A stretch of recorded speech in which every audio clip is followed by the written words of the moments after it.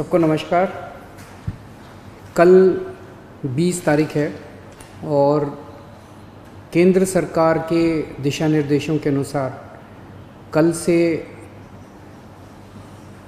उन क्षेत्रों में जहाँ पे कोरोना का असर कम है या कोरोना नहीं है, वहाँ पे लॉकडाउन के शर्तों में थोड़ी ढील दी जा सकती है। तो हम सब लोगों को बैठ के ये सोचना है कि कल से क्या ढील दी जानी चाहिए और अगर ढील दी जानी चाहिए तो कितनी ढील दी जानी चाहिए। केंद्र सरकार का कहना है कि जो हॉटस्पॉट्स हैं और जो कंटेनमेंट जोन्स हैं उनमें ढील फ़िलहाल नहीं दी जानी चाहिए, क्योंकि वहाँ पे स्थितियाँ ख़राब हैं और अपने को कंट्रोल करने की ज़रूरत है। दिल्ली में 11 ज़िले हैं। दिल्ली के 11 ज़िले हॉटस्पॉट डिक्लेयर किए गए हैं। तो केंद्र सरकार के मुताबिक तो सभी कंटेनमेंट जोन्स में ढील नहीं दी जा सकती। हमने दिल्ली सरकार में अपनी भी असेसमेंट की। पिछले कुछ दिनों में मैंने कई एक्सपर्ट से बात की, लोगों से बात की, और उन सारी चर्चाओं का जो नतीजा निकला वो मैं आपके सामने रखना चाहता हूँ।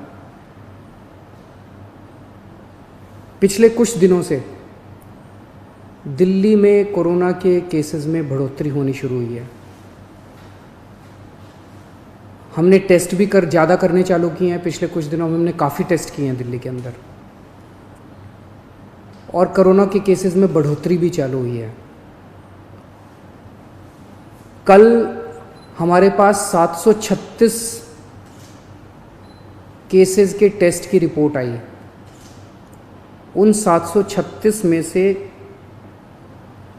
186 कोरोना के मरीज़ निकले, यानी कि 25% लोग कोरोना के मरीज़ निकले। 186 तो काफ़ी ज़्यादा है। ये 186 के 186 सभी एसिम्प्टोमेटिक हैं। इनमें किसी में भी सिम्टम्स नहीं है। किसी को बुखार नहीं है, किसी को खांसी नहीं है, किसी को सांस की शिकायत नहीं थी। उनको पता ही नहीं था कि उनको कोरोना है। उनको पता ही नहीं था कि वो कोरोना लेके घूम रहे हैं इधर उधर।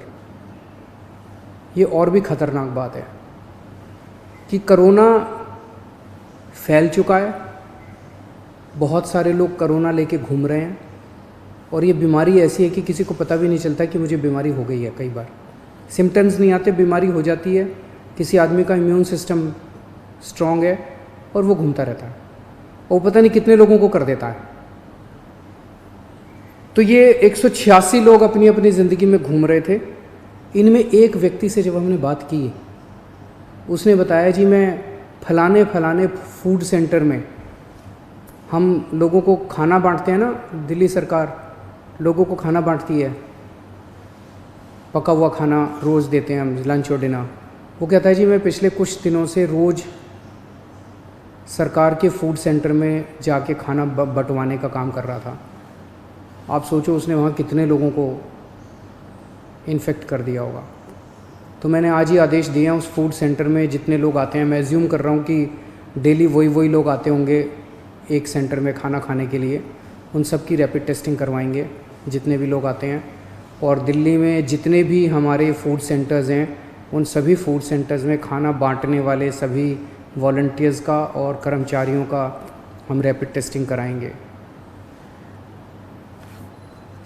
तो इससे ये दिखता है कि दिल्ली के अंदर इस टाइम फैलना चालू हो गया है। रोज़ कंटेनमेंट जोन्स बढ़ते जा रहे हैं जहाँ पे ऑपरेशन शील्ड लागू किया जाता है। आज की डेट में 77 कंटेनमेंट जोन बन गए हैं दिल्ली के अंदर। हमने कंटेनमेंट जोन्स में रैंडम टेस्टिंग कराई थी। कहीं से 200 का सैंपल लिया, कहीं से 180 का सैंपल लिया, कहीं से, वहाँ पे रैंडम टेस्टिंग कराई थी। वहाँ पे निकल के आया कि कुछ कंटेनमेंट जोन्स जहाँ पे लोगों ने बात मानी, लोगों ने अनुशासन का पालन किया, लोग अपने अपने घरों में रहे, वहाँ पे एक भी नया केस नहीं आया। लेकिन जहाँ लोगों ने बात नहीं मानी और लोग गलियों में निकल आए, हम उस कंटेनमेंट जोन के अंदर किसी को नहीं आने देते, बाहर किसी को नहीं जाने देते, लेकिन अंदर लोग एक दूसरे के घर में जाते रहते हैं। लोग नहीं मानते, काफ़ी उनको मनाने की कोशिश की जाती है, सख्ती करने की कोशिश की जाती है, लेकिन कई जगह लोग नहीं मानते।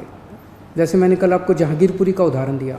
जहांगीरपुरी की एक गली, उसके अंदर एक ही परिवार के कई सारे घर थे, चाचे मामे ताया ये सब।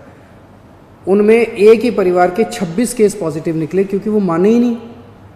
कंटेनमेंट जोन होने के बावजूद वो एक दूसरे के घरों में जाते रहे। तो जहाँ जहाँ कंटेनमेंट जोन में लोगों ने बात मानी है, वहाँ एक भी नए केस नहीं मिले, और जहाँ लोगों ने बात नहीं मानी, वहाँ पे कुछ कंटेनमेंट जोन्स में कई नए केस निकल के आए हैं। तो एक चीज़ तो ये है कि दिल्ली में कोरोना तेज़ी से फैल रहा है, पर अभी स्थिति नियंत्रण के बाहर नहीं है, स्थिति नियंत्रण में है। स्थिति चिंताजनक है, पर घबराने की ज़रूरत नहीं है। अपने को सबको अनुशासन में रह के इसको कंट्रोल करने की ज़रूरत है।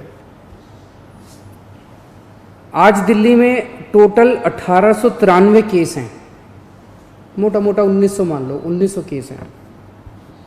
1900 में से 26 आईसीयू में हैं और 6 वेंटिलेटर पे हैं। लगभग 43 लोगों की मौत हो चुकी है। 26 आईसीयू में, 6 वेंटिलेटर पे हैं। आप सोच के देखो कि अगर लॉकडाउन नहीं होता तो क्या होता। दूसरे देशों का जो हाल है, भगवान ना करे अगर ऐसा अपने देश में होता, अगर लॉकडाउन ना होता, मान लो 3000 लोगों को आईसीयू की ज़रूरत पड़ जाती, मान लो 2-2.5 हज़ार लोगों को वेंटिलेटर की ज़रूरत पड़ जाती है, और ज़्यादा लोगों को। इतने तो आईसीयू ही नहीं थे, इतने तो वेंटिलेटर ही नहीं है। इटली में, स्पेन में, अमेरिका में यही देखने को मिल रहा है कि आईसीयू कम पड़ गए, वेंटिलेटर कम पड़ गए, अस्पताल की व्यवस्थाएं कम पड़ गई। सड़कों के ऊपर, अस्पताल के बाहर लोग पड़े हुए हैं जिनको इलाज नहीं मिल पा रहा। अगर लॉकडाउन नहीं होता तो स्थिति ऐसी हो सकती थी। लॉकडाउन की वजह से केसेस कम हैं फिलहाल। आज दिल्ली में पूरे देश की 2% जनसंख्या रहती है, लेकिन पूरे देश के जितने कोरोना के मामले हैं उसका 12% मामले कोरोना के दिल्ली में हैं। क्यों? दिल्ली देश की राजधानी है, इसीलिए दिल्ली को कोरोना की सबसे मुश्किल लड़ाई इस टाइम दिल्ली लड़ रही है। पिछले 2-2.5 महीने के अंदर विदेशों से जितने लोग आए वही लेके आए कोरोना विदेशों से, अपने देश में तो था नहीं।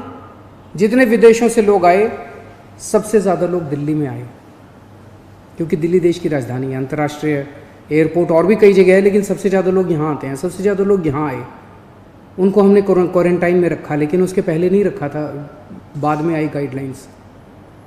तो सबसे ज़्यादा मार दिल्ली को बर्दाश्त करनी पड़ी। मरकज़ के अंदर जो इंसिडेंट हुआ उसका भी सबसे ज़्यादा मार दिल्ली को बर्दाश्त करनी पड़ी। इसे दिल्ली पे सबसे बड़ी जिम्मेदारी पड़ी। तो आज जब ये निर्णय अपने को लेना है कि कल से कुछ ढिलाई देनी है कि नहीं देनी, मैं भी देना चाहता हूँ ढिलाई। इतनी सख्ती बड़ी मुश्किल हो जाती है। कैसे लोगों का गुजारा चलेगा, कैसे लोगों की रोज़ी रोटी चलेगी, कैसे लोगों का घर चलेगा। लोग बहुत मुश्किल में हैं, बच्चों के स्कूल बंद हैं। हम भी ढिलाई देना चाहते हैं, लेकिन ढिलाई देना बड़ा आसान है, और ढिलाई दे दी और स्थिति बहुत ख़राब हो गई, और उसके बाद अगर आईसीयू कम पड़ गए और अस्पताल के बेड कम पड़ गए और वेंटिलेटर कम पड़ गए और ऑक्सीजन कम पड़ गई और पता नहीं कितनी अगर जानें चली गई, तो हम कभी अपने आप को माफ़ नहीं कर पाएंगे। इसीलिए इन सब चीज़ों को ध्यान में रखते हुए हमें लगता है अभी थोड़ा संयम बरतने की ज़रूरत है। हमने निर्णय लिया है अपने दिल्ली वासियों के ज़िंदगी का ख्याल रखते हुए, सबकी सेहत का ख्याल रखते हुए, कि फ़िलहाल लॉकडाउन की शर्तों में कोई ढिलाई नहीं दी जाएगी। 1 हफ्ते के बाद फिर से हम सारे एक्सपर्ट्स के साथ बैठ के, सबके साथ बैठ के इस पे दोबारा इसकी असेसमेंट करेंगे, और अगर ज़रूरत पड़ी तो उसके बाद ढिलाई दे सकते हैं। लेकिन फ़िलहाल दिल्ली में किसी तरह की कोई ढिलाई नहीं दी जा रही है। नमस्कार। NCR करंट न्यूज़ को सब्सक्राइब करें और नोटिफिकेशन सबसे पहले पाने के लिए दबाएं बेल आइकॉन।